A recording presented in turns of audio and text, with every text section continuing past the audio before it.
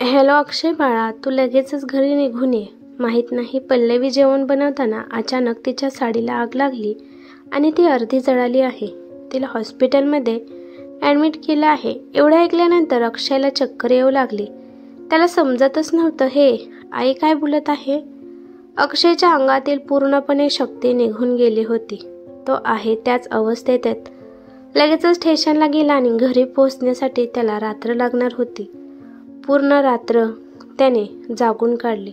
सकाळच्या वेळी तो गावी पोहोचला आणि डायरेक्ट हॉस्पिटलमध्येच गेला. पल्लवीला ICUमध्ये भरती केलं होतं. तिची हालत पाहून अक्षय वेड्यासारखा रडू लागला. हॉस्पिटलमध्ये पहिलेच पल्लवीचे आईवडील मोठा भाऊ होते.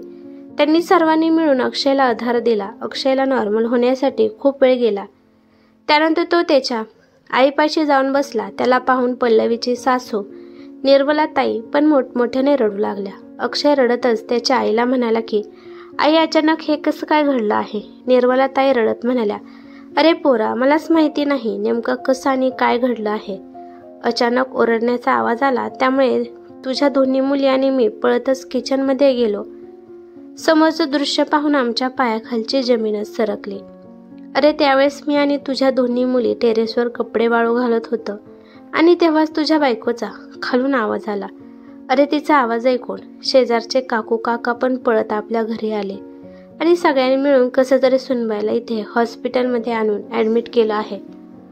तिला आणण्यासाठी जर उशीर झाला असता तर तिचा घरी जीव गेला असता. लवकर आणल्यामुळे तिचा जीव वाचला आहे. आता काय होईल देव जाणे. आणि डॉक्टरांनी पण अजून काही सांगितलं नाही. आईचं बोलणं ऐकून अक्षय अजून रडू लागला. त्यानंतर पळत तो डॉक्टरकडे गेला आणि पल्लवीबद्दल तो विचारू लागला. अक्षयची हालत पाहून डॉक्टरांनी त्याला काही सांगितलं नाही जास्त. डॉक्टर एवढेच म्हणाले की तुम्ही टेन्शन घेऊ नका, सगळं ठीक होईल, पण जरा टाईम लागेल. पण तुमची बायको ठीक आहे. डॉक्टराचं बोलणं ऐकून जरा अक्षयला बरं वाटलं. त्यानंतर त्याला त्याच्या दोन्ही मुलींची आठवण आली. त्यानंतर तो त्याच्या आईला म्हणाला की आई, सोनाली आणि स्नेहा कुठे आहेत. निर्मलाताई रडत रडत अक्षयला म्हणाल्या की त्यांचा छोटा मामा त्या दोघींना घेऊन गेला आहे. कारण इथे जर त्या दोघी राहिल्या असत्या तर ते घाबरले असते आणि मग मी पण त्यांना मामासोबत जाण्यासाठी सांगितले. अक्षयला बरं वाटले की मुली सुरक्षित ठिकाणी आहेत. त्यामुळे तो शांत झाला. हळूहळू आता असेच दिवस जाऊ लागले. बघता बघता 1 महिना झाला तरी पण पल्लवी अजून हॉस्पिटलमध्येच होती. एके दिवशी पल्लवीच्या आईचा फोन अक्षयला येतो आणि पल्लवीची आई लक्ष्मीताई रडत रडत अक्षयला म्हणतात की जावे बापू, थोड्या वेळ माझ्यापाशी तुम्ही येता का. मला तुम्हाला काहीतरी सांगायचं आहे. काय झालं आहे आई, सर्व ठीक आहे ना. हो जावे बापू, तसं ठीक आहे, पण मला काहीतरी सांगायचं आहे. मी ते फोनवर सांगू शकत नाही. त्यामुळे चांगलं होईल की तुम्ही माझ्यापाशी यावं. तोपर्यंत पल्लवीपाशी मी तिच्या मोठ्या भावाला पाठवून देते आणि मग तुम्ही इकडे येऊ शकता. अक्षयला समजत नव्हतं की अचानक काय झालं आहे. पल्लवीच्या आईने काय महत्त्वाचं बोलण्यासाठी बोलावलं असेल असे प्रश्न त्याला येऊ लागले. जेव्हा पल्लवीचा मोठा भाऊ हॉस्पिटलमध्ये आला तेव्हा अक्षय डायरेक्ट त्याच्या सासूबाईकडे गेला. तिथे गेल्यावर लक्ष्मीताईने अक्षयला जे काही सांगितलं ते ऐकून त्याच्या पायाखालची जमीन सरकली. त्याला विश्वासच बसत नव्हता की हे सगळं खरं आहे. अक्षयची एक मुलगी 8 वर्षाची होती. तिचं नाव सोनाली होतं आणि ती तिच्या वडिलांना म्हणजेच अक्षयला सांगू लागली की पप्पा, आईची साडी स्वतःहून जळाली नव्हती, आईला जाळले होते आणि आईला आजीने जाळले होते. बाबा, आई भांडी घासत होते आणि कुकर गॅसवर ठेवला होता. आजी आली आणि तिने पाठीमागून आईच्या पदराला मेणबत्तीने आग लावली. आईला समजलंच नाही. आई खूप घाबरली आणि आरडाओरडा करू लागली. तिला साडी विझवायला पण समजलं नाही. आजी लगेचच तेथून पळून निघून गेली. मी आईपाशी जाऊ लागले तोपर्यंत आईची साडी पूर्ण जळाली होती. बोलत बोलत सोनाली तिच्या बाबाच्या गळ्यात पडून रडू लागले. आपल्या मुलीच्या तोंडून हे सगळं ऐकून अक्षय हैराण झाला आणि त्याला विश्वासच बसत नव्हता की त्याची सख्खी आई त्याच्या बायकोला जिवंत जाईल. पण हे कशासाठी, असं तिने का केलं होतं. आईच्या मनात तिच्याबद्दल एवढा तिरस्कार का होता. तेव्हा त्याला 2 वर्षापासून त्याला सगळं आठवलं. 2 वर्षापासून लगातार निर्मलाताई त्याला दुसरं लग्न कर म्हणून सांगत होत्या. म्हणत होत्या, तुझ्या लग्नाला 10 वर्ष झाली आहेत, तुला दोन्ही पण मुलीच झाली आहेत आणि 2-3 वेळा पल्लवीने अबॉर्शन पण केलं आहे. त्यामुळे ती आता आई होऊ शकणार नाही. एवढेच नाही तर तिची गर्भाशयाची पिशवी पण खराब झाली म्हणून काढून टाकण्यात आली आहे. त्यामुळे आता तिला बाळ होणे शक्य नाही. आपल्या घरासाठी आपल्याला एक वारीस पाहिजे. त्या दोन्ही पण मुली आपल्यासाठी परके आहेत, या कोणत्याच कामाच्या नाहीत. आईचं बोलणं ऐकून अक्षयला खूप राग आला होता. तो आईला म्हणाला, आई, पल्लवी माझी बायको आहे. ती जिवंत असताना मी दुसऱ्या कोणासोबत लग्न करणार नाही. आणि असं पण मला आता 2 मुली आहेत आणि मुलगा होण्यासाठी मी दुसरं लग्न करून मी त्यांना अनाथ करू शकत नाही. माझ्या नशिबात मुलगा होणं नव्हतं, नाही झाला. त्यामुळे एवढं नाराज होण्याची काहीच गरज नाही. जर तुला आपल्या घरासाठी वंश पाहिजे असेल तर आपण एखादा मुलगा दत्तक घेऊ. निर्मलाताई रागात म्हणाल्या, मला दुसऱ्याचं मूल नाही पाहिजे. मला माझा हक्काचा नातू पाहिजे आहे. बस एवढ्याच गोष्टीसाठी दिवस रात्र अक्षय आणि निर्मलाताई या दोघांमध्ये भांडणे होत होती. निर्मलाताई पल्लवीला खूप खूप टोमणे देत होत्या. अगं महाराणी, तू तर या घराला वारीस देऊ शकली नाही. कमीत कमी तुझ्या नवऱ्याला दुसरे लग्न करण्यासाठी तरी तयार कर. कमीत कमी दुसरं लग्न केल्यावर आपल्या घराला एक वारीस भेटेल. बिचारी यावर काय बोलणार होती. ती तिचंच सवत आणण्याबद्दल तिच्या नवऱ्याला कशी बोलणार होती. पण दुनियामध्ये अशी कोणती स्त्री नाही की तिला आपल्याला सवत असावे असं वाटत असेल. पल्लवी नेहमी निर्मलाताईंच्या डोळ्यात खुपत होती. दिवस रात्र त्या पण पल्लवीला या गोष्टीमुळे त्रास देत होत्या आणि त्यामुळे अक्षय विचार करतो की तिला रस्त्यातून हटवण्यासाठी कदाचित आईने असं केलं असेल का. आता हे सगळं कळल्यानंतर अक्षय वेडा झाला होता. तो खूप विचार करू लागला. एक एक प्रसंग आठवून अक्षयला त्याच्या मुलीचं खरं वाटू लागलं. कारण खरंच निर्मलाताईला पल्लवी अजिबात आवडत नव्हती.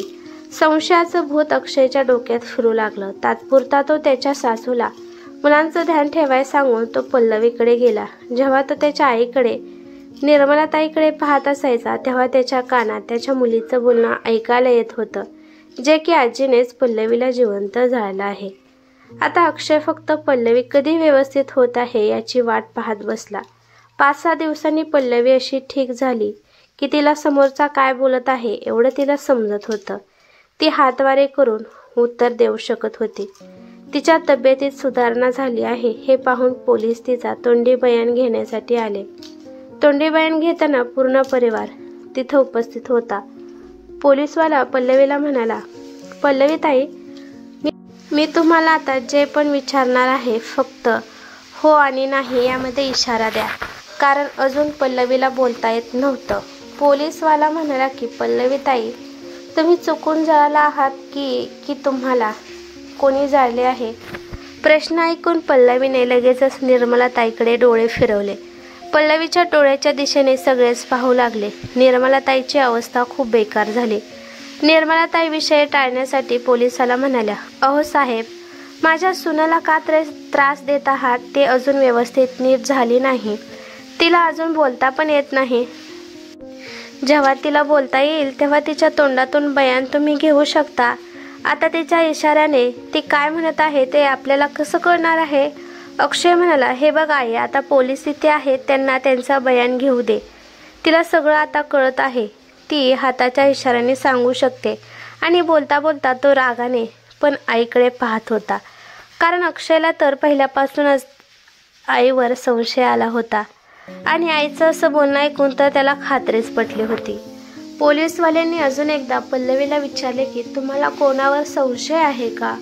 अजून पण पल्लवीने फक्त तिच्या सासूकडे डोळे फिरून पाहिले आणि त्यामुळे सगळेच निर्मलाताईकडे पाहू लागले. पल्लवी आपल्याकडे पाहत आहे हे बघून निर्मलाताई हळूहळू तेथून निसटू लागल्या. तोपर्यंत अक्षयने त्याच्या आईला थांबवलं आणि म्हणाला, आता या टायमाला कोणी सुद्धा येथून जायचं नाही.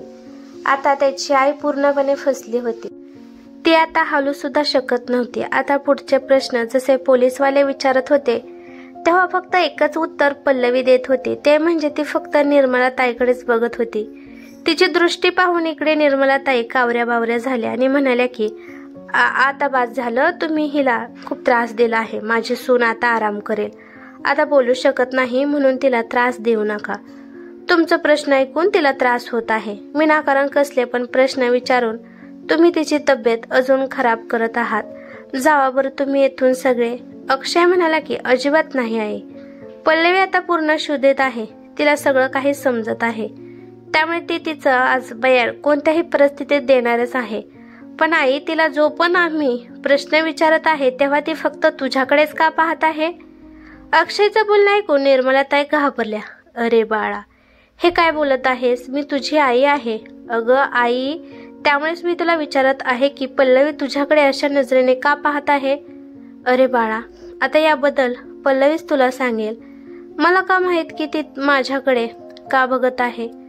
अरे मला काहीच माहिती नाही. आणि त्या हसू लागल्या.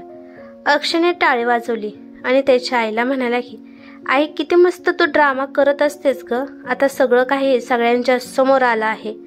आता फक्त तूच हे मान्य कर की जे काही पल्लवी सोबत झालं आहे हे तूच केलं आहेस. त्यामुळे विनाकारण ड्रामा करू नकोस. तूच पल्लवीला जाळले आहे. निर्मलताई घाबरल्या आणि म्हणाल्या, अरे तुझ्या आईबद्दल असं बोलताना तुला लाज वाटली नाही? आई, तुला तुझ्या सुनेला जाळताना लाज वाटली होती का ग? अरे तुम्हा सगळ्यांना मी किती वेळा सांगितलं आहे की जेवण बनवत असताना पल्लवीचा पदर गॅसकडे गेला आणि ती जळाली आहे. आई, पल्लवी नवीन मुलगी नाही की पहिल्यांदा स्वयंपाक करायला गेली आणि पदर जाळून घेतला. गेले 10 वर्ष ती साडी घालूनच स्वयंपाक करत आहे आणि मग ती कशी काय जळू शकते? आई, तू पण लग्न झाल्यापासून स्वयंपाकच करत आली आहेस, तेव्हा मग तू का नाही जळाली? पल्लवी अचानक कशी काय जळू शकते याचे उत्तर दे. अक्षय, तुला काय म्हणायचं आहे? म्हणजे मी तुझ्या बायकोला जाळले आहे? अक्षय, तू तुझ्या डोळ्यांनी हे सगळं पाहिलं आहेस का म्हणून तू मला बोलत आहेस? आईचं बोलणं ऐकून अक्षय इन्स्पेक्टरला म्हणाला की साहेब, मी तुम्हाला एक पुरावा देतो. तुम्हाला अशी व्यक्ती दाखवतो की जिने हे सगळं डोळ्यांनी पाहिलं आहे की आईने पाठीमागून येऊन माझ्या बायकोचा पदर मेणबत्तीने जाळला आणि हे सगळं घडलं. अक्षयचं बोलणं ऐकून निर्मलाताई थरथर कापू लागल्या आणि घाबरत म्हणाल्या की अक्षय, तू कोणाबद्दल बोलत आहेस? अक्षय बाहेर जातो आणि त्याच्या मुलीला सोनालीला घेऊन आतमध्ये येतो. सोनालीला पाहिल्यानंतर पळतच निर्मलाताई अक्षयपाशी जातात आणि म्हणतात की अरे बाळा, या मॅटरमध्ये या पोरीला का घेत आहेस? अक्षय रागाने त्याच्या आईला म्हणाला की हे बघ आई, तू माझ्यापासून माझ्या मुलीपासून लांब राहा. आता माझा तुझ्यावर कसलाच विश्वास राहिला नाही. सोनालीला घेऊन अक्षय इन्स्पेक्टरपाशी गेला आणि सोनालीने जे काही घडलं ते सगळं न घाबरता त्यांना सांगितलं. आता सगळे पुरावे निर्मलाताईच्या विरुद्ध होते, त्यामुळे त्यांचा चेहरा पांढरा पडला. त्यानंतर निर्मलाताई त्यांच्या पतीकडे पाहू लागल्या आणि म्हणाल्या की अहो, तुम्ही काही का बोलत नाही? बघा, आपलाच मुलगा मला जेलमध्ये लावण्यासाठी उतावळा झाला आहे. कमीत कमी तुम्ही तरी काहीतरी अक्षयला समजावून सांगा. त्यानंतर त्याची आई अक्षयला म्हणाले की अरे, तुला लाज वाटत नाही? तू तुझ्याच आईला जेलमध्ये लावत आहेस? अक्षय त्याच्या आईच्या डोळ्यात डोळे घालून म्हणाला की नाही आई, मला अजिबात लाज वाटत नाही. आई, तू तुझ्या मुलाच्या आनंदाला, परिवाराला, बायकोला जिवंत जाळून टाकले आहेस. आई, तू हे सगळं तुला नातू व्हावा म्हणून केलं आहे ना? वर मला सांग, जर मी दुसरे लग्न केलं असतं तर मला मुलगा झाला असता ही तुला गॅरंटी होती का? जर मी तिच्यासोबत लग्न केलं असतं आणि तिने पण मुलींना जन्म दिला असता तर? जसं तू पल्लवीला जाळले तसेच तिला सुद्धा जाळले असते का ग? आई, तुला हे सगळं करताना तुझ्या आत्म्याला काहीच वाटलं नाही? आई, तू तुझ्या मुलाच्या वारसासाठी तडफडत होतीस ना? तर मी तुला हे सांगतो की आजपासून तू नातूसाठीच नाही तर स्वतःच्या मुलासाठी सुद्धा तडफडत राहणार आहेस. कारण आज नंतर मी तुला कधीच माझं तोंड दाखवणार नाही. जाऊन आयुष्यभर जेलमध्ये राहा. मला आता तुझं तोंड सुद्धा पाहायचं नाही. असं बोलता बोलता अक्षयचा कंठ दाटला होता. आजपासून तुझा मुलगा मेला. नाही नाही बेटा, असं बोलू नकोस. निर्मलाताई त्याच्या पुढे हात जोडू लागल्या आणि रडू लागल्या आणि अक्षयला समजावू लागल्या. तोपर्यंत त्यांचा नवरा निर्मलाताईला म्हणाले की आजपासून मुलगाच नाही तर नवरा पण तुझ्यासाठी मेला आहे. आजपासून तू माझी बायको नाही आणि मी तुझा नवरा नाही, कारण माझी बायको दोषी असू शकत नाही. कारण माझी बायको तर मुलांची आई होती, जी नवऱ्याबरोबर मुलांच्या पण आनंदाची काळजी घेत होती. मी तुझ्यासोबत सगळं नातं तोडणार आहे. तू सुनेला जिवंत जाळले आहे, तर उद्या तू मला आणि अक्षयला सुद्धा जाळायला पुढे मागे पाहणार नाहीस. नाही हो नाही, मला माफ करा, मला माफ करा, माझ्याकडून चुकी झाली. त्यांचा नवरा म्हणाला की निर्मला, माफी पण एका हद्दीपर्यंत दिली जाते आणि तू ती हद्द पार केली आहे, त्यामुळे तुला आता माफी मिळू शकत नाही. कोणाला जिवंत झाल्यानंतर त्याला माफी मिळत नसते, त्यांच्यासाठी सजा होत असते, सजा. जे काम तू आज तुझ्या सुनेबरोबर केलं आहे, जर हे सगळं तुझ्या मुलीसोबत झालं असतं तर तू त्या गुन्हेगाराला माफ केलं असतंस का? जा, तू तुझी जागा फक्त जेलमध्येच आहे. परिवारामध्ये राहण्याची तुझी लायकी नाही. छोट्या छोट्या मुलांना अनाथ करायला निघाली होतीस, तुझी चुकी माफी करण्यासाठी नाही. अक्षय बाळा, या पापी बाईसोबत आपण बोलून आपला वेळ का वाया घालवत आहोत? आपण आपला वेळ सुनबाईकडे लावला पाहिजे. तिला आता आपल्याला व्यवस्थित करायचे आहे. त्यानंतर अक्षय आणि त्याचे वडील पल्लवीपाशी आले. पल्लवीच्या वडिलांना अक्षयसारखा जावई मिळाला म्हणून त्यांना गर्व वाटला. अक्षयसारखा जावई असेल तर आपल्या मुलीला नक्कीच न्याय भेटेल, असा ते विचार करत होते. इकडे निर्मलाताई फरशीवर पडून मोठमोठ्याने रडू लागल्या, ओरडू लागल्या, परंतु कोणीच त्यांचं काही ऐकून घेतलं नाही. लेडी इन्स्पेक्टर आल्या आणि त्यांनी निर्मलाताईला घेऊन गेल्या. त्यानंतर हळूहळू पल्लवीच्या तब्येतीत सुधारणा होऊ लागली. जरी पल्लवीचं पूर्ण शरीर जरी जळलेलं असलं तरी तिचा चेहरा अजून चांगला होता, त्यामुळे पल्लवीला जगण्याची उमेद भेटली होती. पल्लवीला अक्षय घेऊन घरी आला. संध्याकाळी तिच्यापाशी बसून म्हणाला की 1 वर्षासाठीच मी कामाला मुंबईला गेलो आणि हे काय होऊन बसले. मी तुला वचन देतो की यानंतर मी तुला असं एकटीला सोडून कधी जाणार नाही. पल्लवी पण तिच्या नवऱ्याच्या खांद्यावर डोकं ठेवून शांतपणाने रडू लागली, कारण तिला आता खरंच मानसिक आधाराची गरज होती आणि मानसिक आधार तर स्वतःचाच पतीच तिला देत होता. कथा आवडल्यास लाईक, शेअर करा आणि अशाच नवनवीन कथा ऐकण्यासाठी चॅनलवरती नवीन असाल तर सबस्क्राईब करा.